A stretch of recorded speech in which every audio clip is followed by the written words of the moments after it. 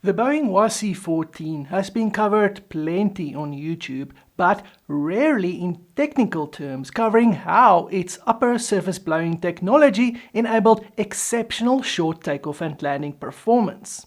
What's also rarely discussed is why turbofan aircraft struggle to compete with propeller-driven planes like the C-130 Hercules in short field operations. Finally, we'll explore some overlooked concerns with the YC-14 design, how Boeing addressed it, and something surprising about the venerable Hercules that makes it even more impressive.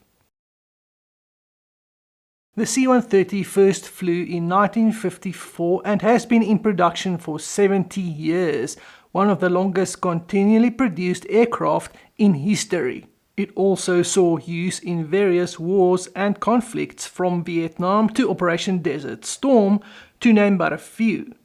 There are dozens of variants and it has been frequently upgraded over the decades. Being primarily a military transport, the Hercules doesn't get the recognition of fighters or bombers. But consider this. Can you imagine any fighter or bomber from the mid-1950s still being manufactured and operationally relevant today? The C-130's longevity owes much to its versatility. The basic airframe spawned numerous specialized variants: EC-130 for electronic warfare and communications jamming, HC-130 for search and rescue, KC-130 for aerial refueling, AC-130 gunship, and there was even a civilian variant, the L-100. The prototype YC-130 short takeoff ability was exhibited on its very first takeoff, which was accomplished in just 855 feet. That's 261 meters. The C-130 survived 2 replacement attempts. The first was the Advanced Medium STOL Transport Program in the 1970s, which produced the Boeing YC-14 and the McDonnell Douglas YC-15. We won't focus on the YC-15 in this video.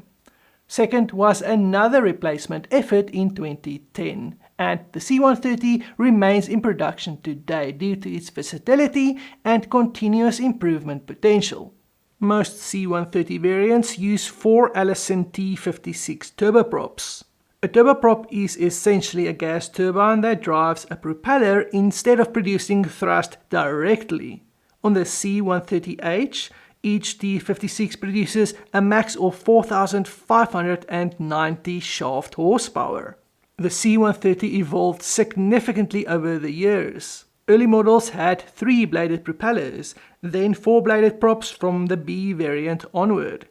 The 1990s brought the Super Hercules, the C-130J, with more powerful Rolls-Royce AE2100 D3 turboprops and 6-bladed scimitar propellers. Since the Super Hercules came 2 decades after the YC-14, we'll focus on the C-130H for our comparisons. It has wingspan of 40.4 meters, length of 29.8 meters and wing area of 162.1 square meters. Empty weight is just over 34,000 kilograms, with maximum takeoff weight exceeding 70,000 kilograms. The C-130H has a cruise speed of 292 knots. Official stall speeds for the C-130 aren't published, but power-off stall speed is commonly cited as approximately 95 knots. However, a C-130 aircrew training workbook, which I'll link in the description, provides approach and threshold speeds in relation to power-off stall speed. Working backwards from the published minimum touchdown speed of 97 knots and threshold speed of 106.5 knots, the calculated power-off stall speed is approximately 79 to 81 knots with full flaps. This lower figure aligns better with the C-130's demonstrated short field landing performance than the often cited 95 knots figure. On those Goodyear tires.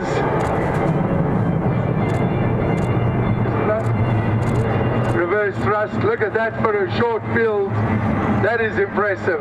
He pretty much stopped in 1,500 feet, about 500 meters.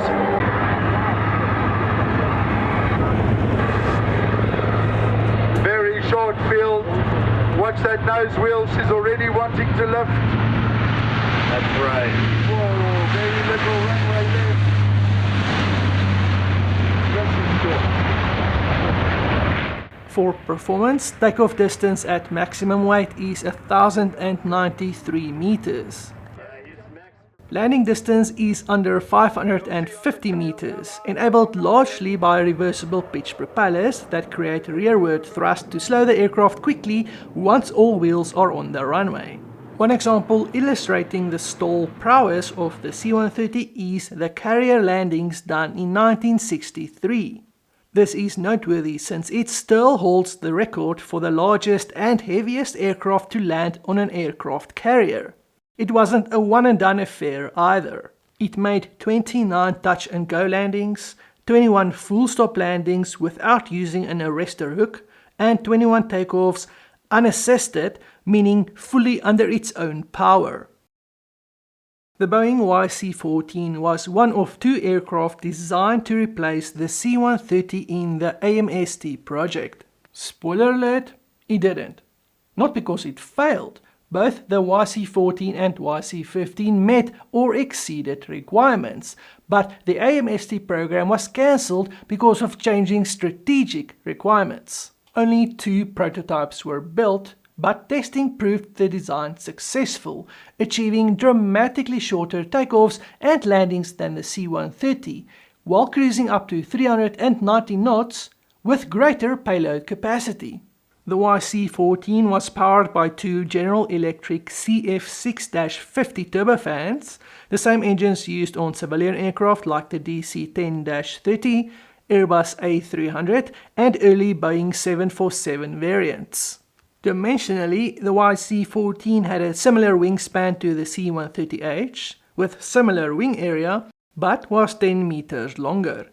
However, it was significantly heavier, 53,000 kilograms empty compared to the C-130's 34,000 kilograms. Maximum takeoff weight was just under 114,000 kilograms. This makes the YC-14's STOL performance even more remarkable. The YC-14 achieved a stall speed of approximately 59 knots, extraordinarily slow for a transport of its size. For perspective, that's about 2 knots slower than a Cessna Caravan's stall speed. For takeoff and landing performance, the YC-14 could lift off and land in as little as 244 meters in low wind conditions. We'll explore exactly how such impressive low-speed performance was achieved. To achieve the shortest possible takeoff, an aircraft needs maximum acceleration from a standstill. That requires high static thrust, which is thrust at zero airspeed. Propeller aircraft excel at static thrust because their large, relatively slow-moving blades accelerate a large mass of air. This translates to efficient thrust at low speeds and rapid acceleration from a standstill, making them naturally suited for short takeoffs. However, propellers have limitations at high cruise speeds. Constant speed propellers help by automatically adjusting blade pitch to maintain optimal RPM, maximizing thrust at low speeds while maintaining reasonable efficiency at higher speeds. But only up to a point. Propeller efficiency drops significantly exceeding Mach 0.5, around 325 knots at standard sea level conditions, and plummets approaching Mach 0.6, around 385 knots. You might point to aircraft like the Tu-95 or Tu-114, which can both cruise well upwards of 400 knots. But they do so with brute force, with their 4 15,000 shaft horsepower turboprops. They also use contra-rotating propellers which recover rotational energy that would otherwise be lost.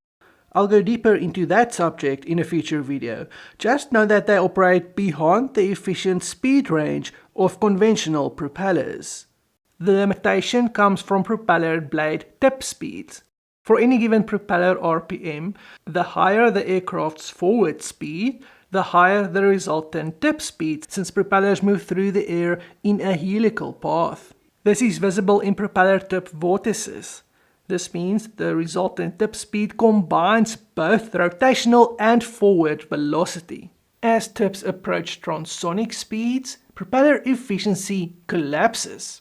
This creates a fairly hard speed ceiling for turboprop aircraft, and a lot of efficiency is sacrificed to push beyond this point. Turbofans, by contrast, excel at high speeds. The ducted fan delays compressibility effects that plague open propellers, and the engine benefits greatly from ram air at speed as air is forced into the inlet by the aircraft's forward motion, pre-compressing it before it reaches the compressor stages. But turbofans struggle with static thrust. At zero or low airspeed, there is no ram air effect. Additionally, turbofans accelerate a smaller mass of air to higher velocity, fine at cruise speed, but inefficient at low speed. Unlike turboprops, turbofan blades have fixed pitch, optimized for high-speed cruise, where the engine core operates most efficiently. This means thrust suffers dramatically at zero and low airspeeds. Finally, turbofans achieve peak efficiency at high altitude, making them suboptimal during takeoff at low altitude, exactly where propellers perform best.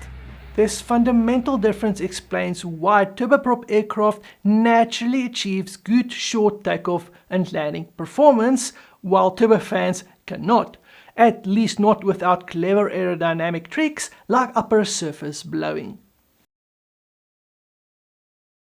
Now let's examine the USB technology that grants the YC-14 its impressive low-speed performance. On a conventional wing, increasing angle of attack increases lift, but only to a point.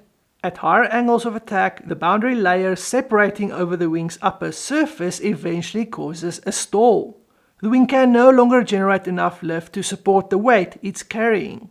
The slower an aircraft flies, the less lift its wings generate. To maintain the same lift at lower speeds, angle of attack must increase. This creates a limit to how slow the aircraft flies before it stalls. And that limit directly contributes to how short the takeoff and landing distances can be. While it's correct to think of a stall as occurring at a specific angle of attack, it's actually the boundary layer separation that causes the stall. So if we can delay boundary layer separation, we can effectively increase the stalling angle of attack and lower the stall speed. That's exactly what upper surface blowing does. On the YC-14, the engines are positioned so that their high-velocity exhaust flows directly over the wing's upper surface. This fast-moving exhaust re-energizes the boundary layer, delaying separation and allowing the wing to operate at higher angles of attack without stalling. The YC-14 also employed boundary layer control at the leading edge with engine bleed air exhausted at the intersection of the Kruger flaps and wing, further delaying separation. This increases the lift coefficient of the wing by 20% at moderate thrust settings. But the real magic happens when the exhaust flows over the extended flaps. You might expect the high velocity air to simply blow straight back, missing the flaps entirely. But instead it follows the wing and flap contours due to the Coanda effect. You can visualize the Coanda effect with a simple experiment. Hold a spoon in running water from a tap. See how the water follows the spoon's curved surface? To get an idea of how strong this force is, if you just hold the spoon near the water, it actually pulls the spoon toward the stream. Since air behaves as a fluid, the exhaust air similarly adheres to the wing and flap surfaces. By following the deflected flap contour, the high-velocity exhaust is redirected dramatically downward. This is called flow turning, and it changes the momentum, which is essentially the force direction of the exhaust stream. The faster the airflow and the greater the deflection angle, the larger the downward momentum change. The equal and opposite reaction adds substantially to the wing's lift. This added lift, combined with delayed boundary layer separation, allows the YC-14 to fly dramatically slower with flaps deployed, significantly improving takeoff and landing performance. For comparison, the YC-15 achieved similar results with engines mounted under the wing, directing exhaust over the flaps only. Upper surface blowing brought impressive performance, but also drawbacks rarely discussed. Maintenance challenges for one. The system deposited engine contaminants and soot over the wings, flaps, hinges and actuators, and would require frequent cleaning. Hot exhaust flowing over surfaces would mandate more frequent inspections, but the high bypass design meant the hot exhaust was sufficiently cooled by the time it reached the wing. Testing showed the highest flap temperature recorded was only 251.7 degrees Celsius, which was at takeoff power. The Coanda effect also created loads on the flaps during thrust changes, adding wear to hinges and would require shortened inspection intervals. And engine positioning made access more difficult and time-consuming. Interestingly, the AN-72 and 74, a strikingly similar design from Antonov using the same USB technology, operated successfully for decades with upper surface blowing, using titanium panels on the wing surfaces exposed to exhaust. While the YC-14 testing identified concerns about soot contamination and thermal stress, the AN-72 and 74's long operational history suggests these challenges were manageable with appropriate materials and design. A much more critical concern was engine failure during slow flight. On a conventional twin-engine aircraft, losing one engine means losing thrust, not lift. But on the YC-14 during a slow, STOL approach, relying heavily on blown lift, an engine failure would mean losing both thrust and a significant portion of lift on one side. A little bit like a V-22 Osprey losing power to one rotor in hover mode. The resulting asymmetric lift and rolling moment toward the failed engine would be difficult or impossible to recover from at low altitude. Boeing recognized this risk early and implemented multiple mitigations. First, the engines were positioned close to the fuselage, necessary for blowing the flaps, but also reducing lift asymmetry during single-engine failure. Second, the flaps had an ingenious backup feature. With engines operating, exhaust follows the flap contour via the Coanda effect. During engine failure, slots between the flaps automatically open slightly, allowing conventional airflow through like traditional double-slotted Fowler flaps. This delays boundary layer separation and lowers the power-off stall speed. Third, strict operational procedures mandated conservative speeds. 85 knots on approach and 97 knots on takeoff as standard, well above the 59 knots stall speed. Testing showed the YC-14 remained controllable during single-engine failure at these speeds. This conservative operational speeds needed for safety margins meant the YC-14 couldn't routinely exploit its real stall capability. Using maximum takeoff and landing performance only when absolutely necessary reduced risk, but also negated much of the aircraft's primary advantage. To add further insult to injury, the YC-14's maximum stall performance required operating at reduced weight. Its maximum takeoff weight of just over 113,000 kilograms required a conventional takeoff and landing. For STOL takeoff and landing, maximum takeoff weight was reduced to 77,270 kg and payload lowered to about 12,000 kg, lowering payload to less than that of the C-130 it is supposed to replace. To be fair, at this reduced weight, the YC-14 considerably outperforms the C-130 in short field operations, which I guess was the whole point. There is another consideration. The YC-14's 59 knot stall speed represents a power-on stall, with its engines producing significant thrust for blown lift. The C-130's commonly cited 95 knot stall speed, which as already mentioned I highly suspect is actually closer to 80 knots, is power off, engines at idle. The C-130 also benefits from power-on effects at low speed. The propellers increase local airflow over the wing and tail surfaces, augmenting lift and delaying stall by delaying boundary layer separation. Prop wash over the horizontal stabilizer preserves elevator effectiveness and helps prevent tailplane stall, improving slow flight control authority. This allows higher usable wing angles of attack and lower effective stall speeds when power is applied. Though no official power on stall figures are published for the C-130, flight test engineers have reported achieving stall speeds in the region of 50 to 60 knots with full flaps and some power on when lightly loaded, though this would be well outside standard operating procedures. Unlike the YC-14's designed blown lift capability, such low speeds in the C-130 would be impractical and quite dangerous for routine operations. While the YC-14 could certainly perform slow approaches more safely than the C-130 at comparable speeds, the performance gap narrows when accounting for operational realities and comparable flight conditions. While the YC-14 never entered production, the Soviet Union developed the remarkably similar Antonov AN-72 and AN-74. Production started in the late 1970s and nearly 200 were built, remaining in production until the early 2000s. The YC-15's externally blown flaps concept also survived, directly influencing the design of the C-17 Globemaster III, proving that the AMST program's innovations weren't wasted. But why didn't upper surface blowing become much more widely used? The answer lies in the trade-offs.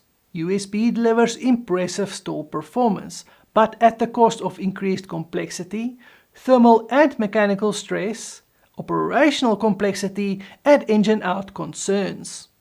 For most missions, conventional designs with continuous incremental improvements, like the C-130, proved more practical. The C-130 survived not because it had better raw stall performance, but because it offered the right balance of capability, versatility, and operational simplicity. Upper surface blowing remains a fascinating solution for specific challenges, particularly where extreme stall performance justifies the added complexity. Whether it represents dead science or the future likely depends on emerging technologies, like hybrid electric propulsion, which eliminates most of its traditional drawbacks. Startup company Electra set out to prove just that, and they have been flying a blown lift demonstrator, proving the technology for their planned EL9 hybrid electric short takeoff passenger aircraft. I've covered it in detail in this video. Let me know your thoughts on the YC-14, the C-130, or the future of blown lift technology in the comments. Thanks for watching. See you in the next one.